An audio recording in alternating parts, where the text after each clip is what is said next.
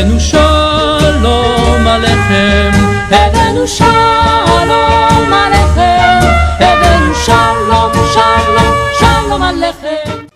Que la paz del eterno Elohim nuestro, soberano del universo, esté sobre todos vosotros. Shalom Aleichem, Shalom Aleichem, Shalom Aleichem, Shalom Aleichem. Les habla el Roé Miguel Baruch Oselef del Ministerio de Nueva Esperanza, transmitiendo este programa de las raíces hebreas de la fe desde la ciudad de Londres, Inglaterra. Shalom, Shalom Aleichem, Shalom Aleichem, Shalom Aleichem, Shalom Aleichem, Shalom Aleichem, Shalom Aleichem, Shalom Aleichem, Shalom Aleichem, Shalom Aleichem. Bendito sea el Ab Elohim de nuestro Adón Yeshua HaMashiach, que nos ha bendecido con toda bendición espiritual en los lugares celestiales en Hamashiach, según nos escogió en él antes de la fundación del mundo, para que fuéramos Kedushim, santos y sin mancha delante de él. Carta a la Keilah de Éfeso, capítulo 1, pasukim del 3 al 4. Shalom Aleichem, Shalom Aleichem, Shalom Aleichem.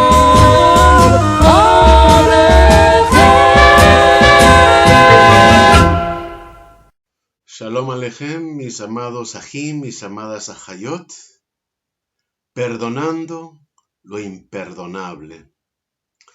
Las palabras finales de una persona moribunda normalmente no se olvidan. Esos comentarios de cierre de la vida de una persona a menudo revelan su dolor, su agonía. Aunque hay otros que entran a la eternidad sin decir nada.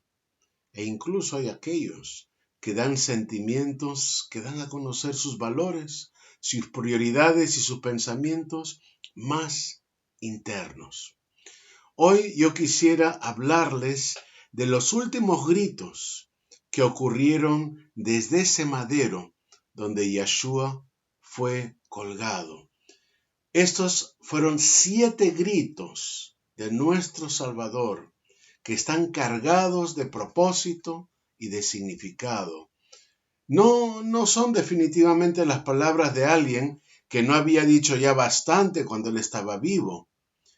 Todos nosotros tenemos esta maravillosa enseñanza de él en los 4 libros de Besorá, ¿no? Conocidos como Evangelios o Buena Nueva.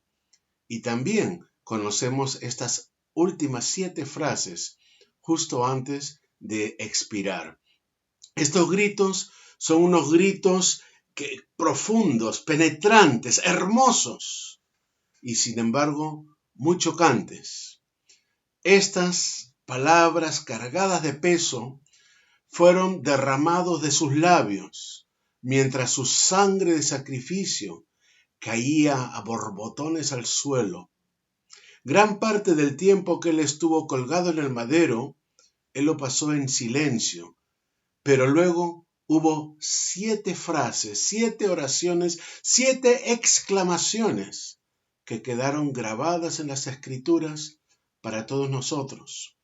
Mientras su cuerpo estaba sometido a un profundo dolor, mientras que su garganta estaba seca de la sed, mientras que ya no le quedaban energías para gastar en asuntos triviales, en esos momentos vino cada una de esas palabras como una ventana para ayudarnos a entender a nuestro Mashiach y a su muerte de una forma mejor preparada.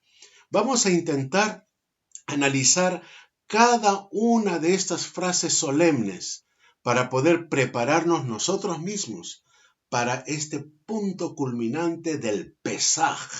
Son como los pasos de una escalera, como los peldaños de una escalera.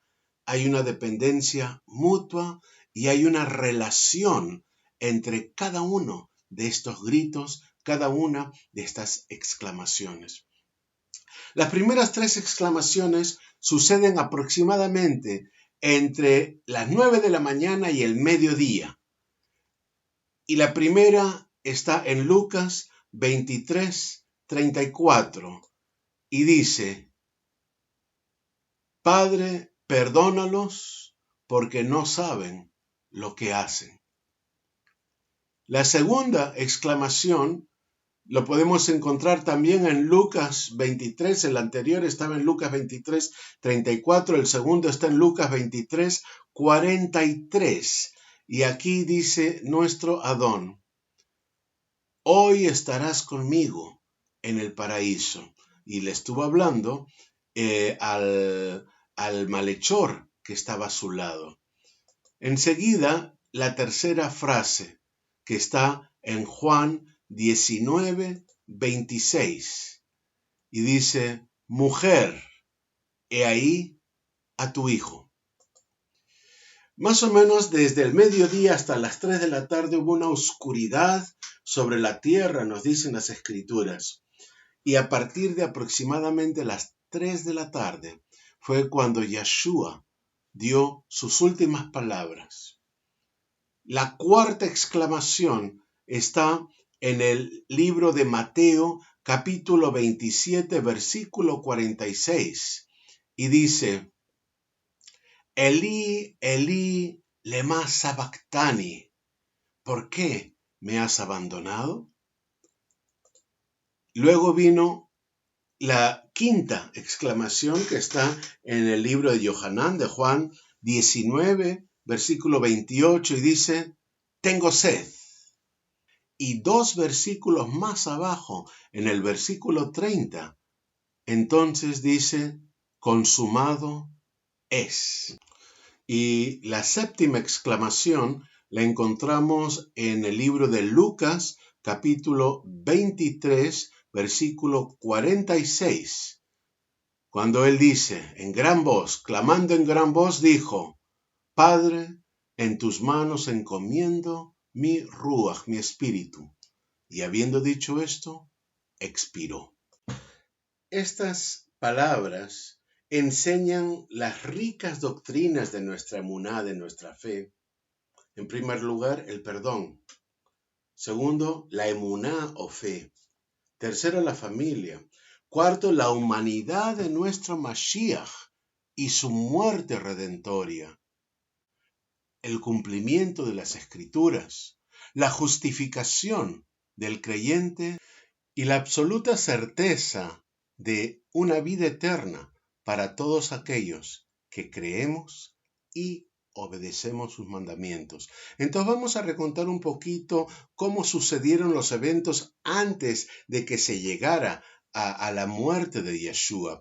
Había tenido la última cena con sus discípulos y Yeshua fue al jardín de Getsemaní para orar, para presentarse ante el Padre. Y él derramó toda su ansiedad al Padre como si estuviera atravesando una profunda lucha espiritual. Podemos ver en el libro de Lucas, capítulo 22, versículo 44.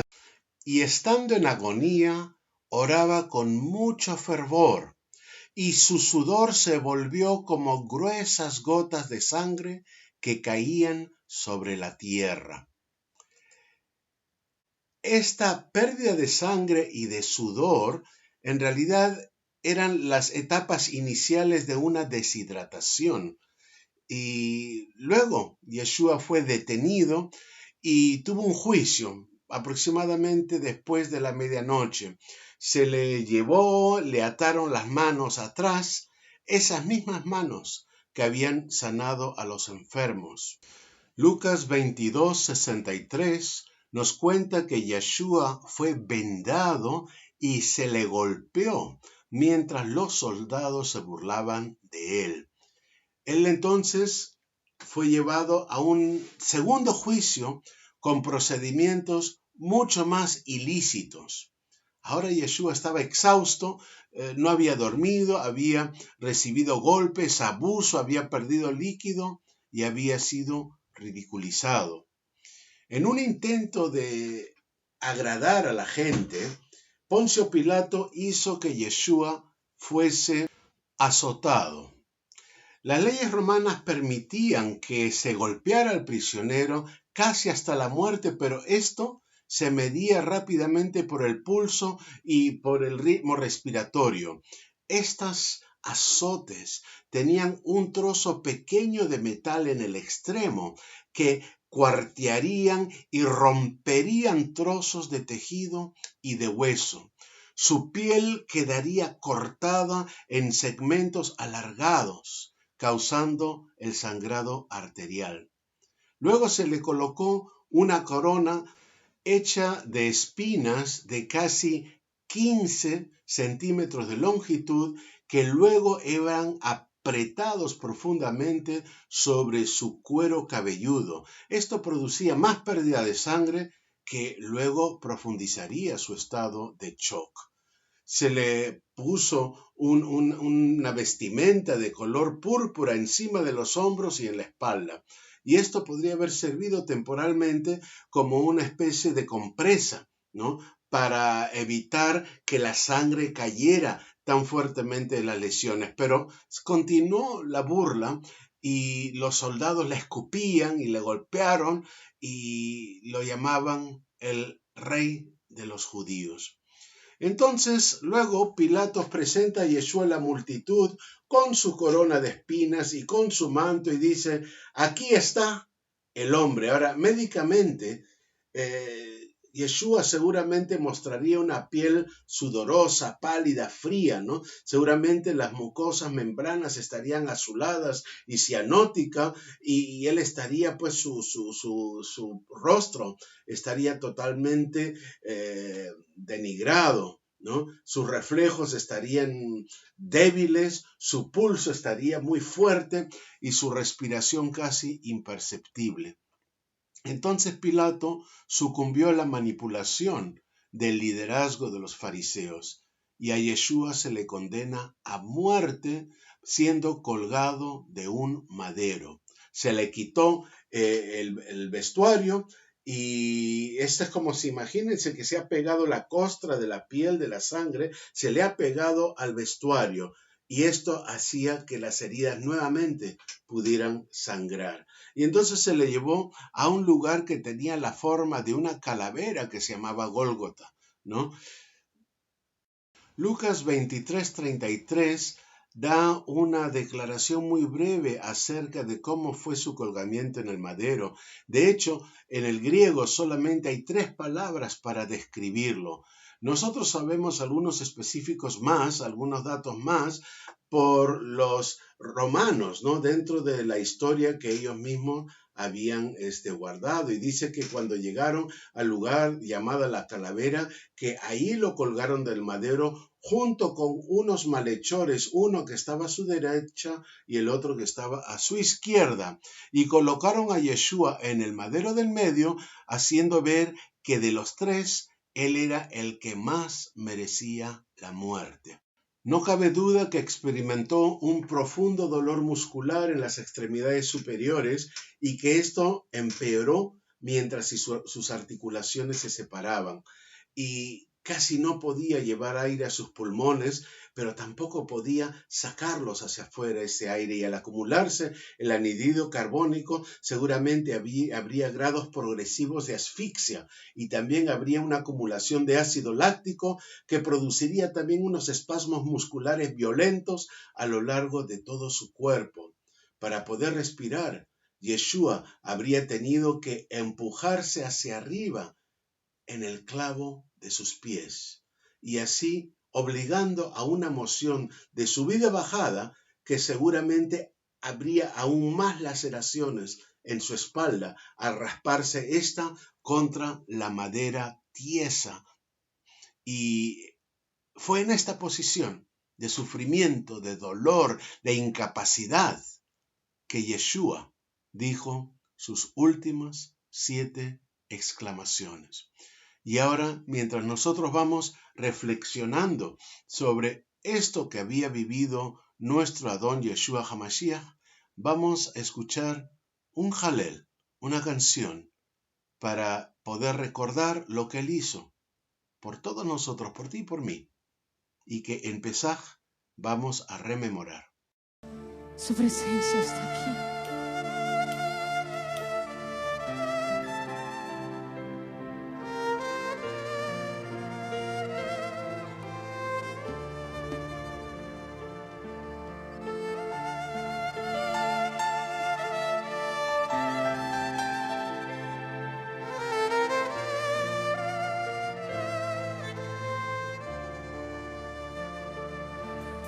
Recibe toda la gloria, Cordero y León, y la alabanza por siempre es tuya, oh gran yo soy.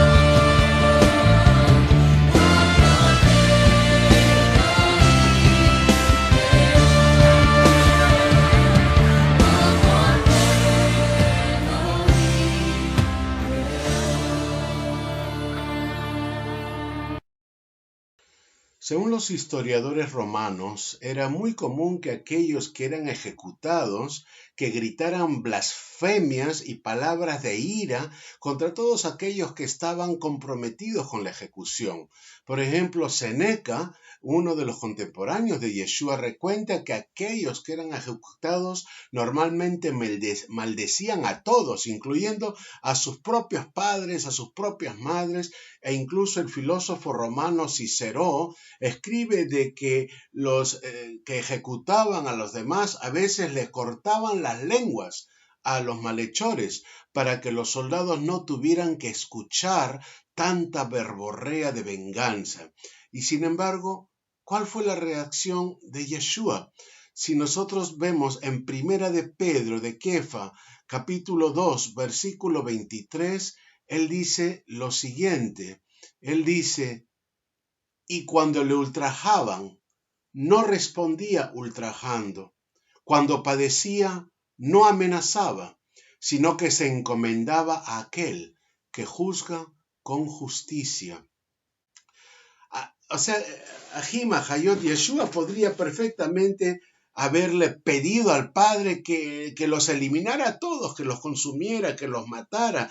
Y este tipo de oración hay precedente en el Antiguo Testamento de que había ocurrido este tipo de cosas. Fíjense lo que nosotros hemos visto en los testimonios de Elías, el testimonio de Moshe mismo, ¿no? Cuando él dio orden de que los levitas rindieran cuentas y mataran a casi 3,000 de los que habían pecado con el becerro de oro. Entonces, lo que había en el Gólgota era imperdonable. Habían crucificado al Mashiach. ¿Qué cosa podría ser peor que eso? Y sin embargo, ¿qué hizo Yeshua? Yeshua empezó a orar porque el Padre los perdonase. Si nosotros miramos Lucas 23:34, dice claramente, Lucas 23:34 dice: Padre, perdónalos porque no saben lo que hacen. Y en esos momentos, dice también la palabra, que echaron suertes, repartiéndose entre sí sus vestidos. Entonces, cuando las primeras gotas de sangre estaban cayendo sobre sus manos y golpeaban el martillo de los soldados, la boca de Yeshua los bendijo e hizo una oración pidiendo su perdón. Su primer pedido no fue para sí mismo, sino para ellos y para nosotros, queridos Ahim y Ahayot. Su primer pensamiento fue clamar en oración por aquellos que tenían una necesidad desesperada del perdón. Cuando este varón estaba en su peor momento, Yeshua oró no por justicia, sino por misericordia. Este verso se encuentra en un tiempo presente, y esto nos hace pensar que tal vez Yeshua oró de una manera repetida pidiendo su perdón. No solamente fue una petición de una sola vez. Cuando los clavos estaban atravesando sus tendones, mientras el dolor corría atravesando su cuerpo, mientras ocurría todo esto, él cerraba sus ojos y oraba pidiendo: Padre, perdónalos. Cuando el madero cayó en posición entre los dos malhechores, él seguramente gritó: Padre, perdónalos. Cuando ellos estaban dividiéndose por suertos sus únicas posesiones terrenales debajo del madero, él exclamó: Padre, perdónalos. Cuando estos que tenían el poder y la autoridad lo miraban y decían burlas contra él, la única respuesta de él era: Padre, perdónalos. Cuando levantaron esa señal que decía burlonamente el Rey de los Judíos encima de su cabeza, tal vez en un suspiro, Yeshua dijo: Padre, perdónalo. El ministerio público de Yeshua también empezó con una oración cuando él fue sumergido por Yohanan el inmersor. Y esto lo vemos en Lucas 3:21. Y mientras él estaba orando, los cielos se abrieron. Él inundó los cielos con sus oraciones durante este periodo de tiempo de 3 años, donde él encomendaba a sus discípulos que hicieran lo mismo. Su tiempo mortal en la tierra terminó con una oración, mientras continuamente repetía esta petición de perdón. Y en Hebreos 7:25 dice: por lo cual él también es poderoso para salvar para siempre a los que por medio de él se acercan a Elohim, puesto que vive perpetuamente para interceder por ellos. Yeshua es el intercesor. Y cada vez que había necesidad de oración, él lo hacía. Hasta el día de hoy. Analicemos más de cerca este primer grito que surgió de boca de nuestro Mashiach, de nuestro Salvador. Él dijo: Padre, perdónalos porque no saben lo que hacen. Y este primer clamor revela por lo menos 5 verdades significativas. Primero, el cumplimiento de la profecía. Porque si ustedes abren sus escrituras, sus Biblias, y leen Isaías 53, los pasuquim del 1 al 12, sabrán que incluso 700 años antes del nacimiento de Yeshua, Isaías profetizó por lo menos 10 cosas acerca del sufrimiento del Salvador. Que él sería despreciado y rechazado por los hombres. Que él sería un hombre de dolores, que estaría familiarizado con el sufrimiento, que él sería afligido por Elohim a causa de nuestros pecados, que él sería atravesado por nuestras transgresiones, que él sería herido y sería cicatrizado por los hombres, que sería llevado como oveja al matadero y que guardaría silencio delante de sus acusadores y que también sería enterrado en la tumba de un hombre rico, que ofrecería un sacrificio de culpa y que también estaría contado con los transgresores y que él oraría por estos transgresores. Cuando Yeshua clamó: Padre, perdónalos porque no saben lo que hacen, él estaba dando cumplimiento a una profecía precisa, exacta, en Isaías 53:12, porque él llevó los pecados de muchos e hizo intercesión por los transgresores. El cumplimiento de la profecía no solo nos ayuda a entender que Yeshua es el Mashiach prometido, sino que también quita cualquier duda acerca de la veracidad de las Escrituras. En segundo lugar, muestra la ceguera del corazón humano. Yeshua reconoció que aquellos que lo estaban ejecutando realmente no sabían lo que estaban haciendo. Mientras que sus enemigos sabían muy bien lo que ellos querían decir cuando gritaban: ejecutarlo, clavarlo a la estaca. En el fondo, ellos ignoraban la enormidad de su propio crimen. Ellos no sabían que estaban diciendo: matad al Adón de Kebod, al Señor de Gloria. Y ellos deberían haber sabido esto porque las profecías eran numerosas y estaban bastante claras. Y sus enseñanzas eran profundas y tenían mucha sabiduría y autoridad. Los milagros deberían haberlos convencido. Su vida perfecta y el amor debería haber quitado cualquier duda acerca de su identidad. No hay excusa para su ignorancia. Y vamos a aprovechar para escuchar otro Jalel más, otra forma de exaltar más la grandeza de nuestro Adón.